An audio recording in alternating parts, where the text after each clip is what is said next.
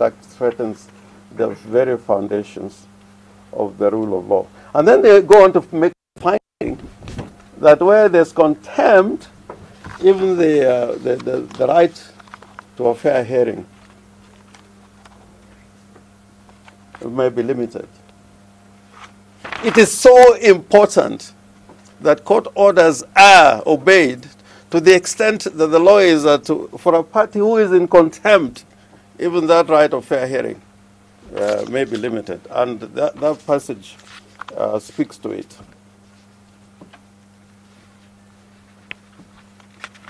And my Lord, on this, the court was referred to a case in the United States involving the President of the United States. At page, my Lord, and I think this is important because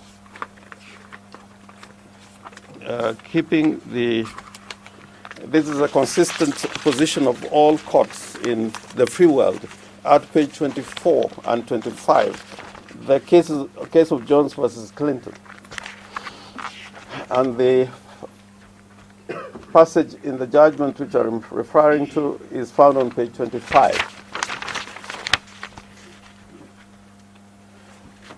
And they're saying this in regard to a sitting president of the United States of America, not even a cabinet secretary. The most powerful man in the world. This is what the court said. And it was not even the Supreme Court of the United States of America. And they said this. In that regard, there's simply no escaping the fact that the president deliberately violated this court's discovery orders and thereby undermined the integrity of the judicial system. Sanctions must be imposed, not only to redress the president's misconduct, but to deter others who might themselves consider emulating the President of the United States of America by engaging in misconduct that undermines the integrity of the judicial system. Accordingly, the court adjudges the president to be in civil contempt pursuant, and they cite the law, for his willful failure to obey this court's discovery orders. Those were discovery orders. They were not even orders relating to the Bill of Rights. We're in a position which is more serious. It relates to the Bill of Rights, which is the fundamental protection given by the Constitution of Kenya. And Article 19 talks about the Bill of Rights being an integral part of Kenya's democratic state. My Lord, and would you know that when the parties before you, the respondents before you, went to the Court of Appeal for orders of stay, they applied for a grant of order of stay because they feared that action may be taken personally for having disobeyed court orders. So that in respect of the Inspector General, feared that he's going to lose his job.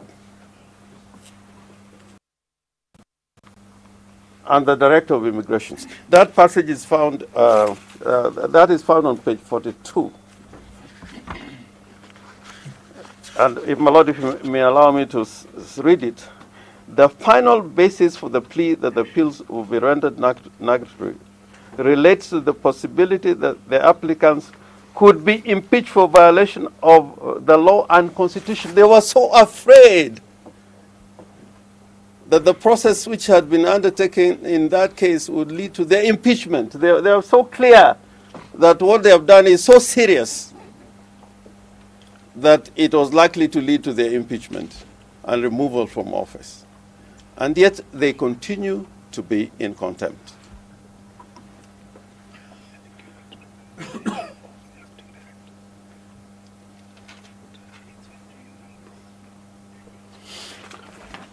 My Lord,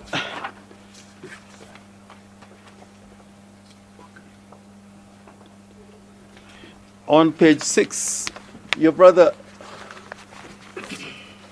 Mr. Kimaru says, from the submissions made, it is clear to this court that there is an obvious contempt of the orders of this court and a deliberate attempt by state agency to subvert the rule of law. That is not an idle statement.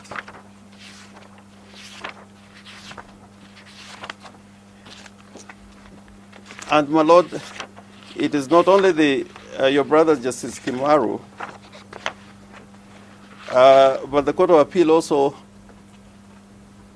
found or rested their decision on the fact that the respondents had been found to be in contempt.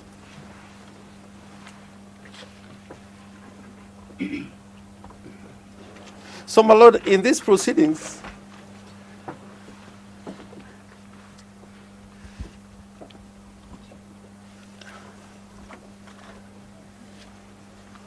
what it's all about is not even about Mrs. Miguna Miguna. It's about the authority of the court. It's the court which is on trial.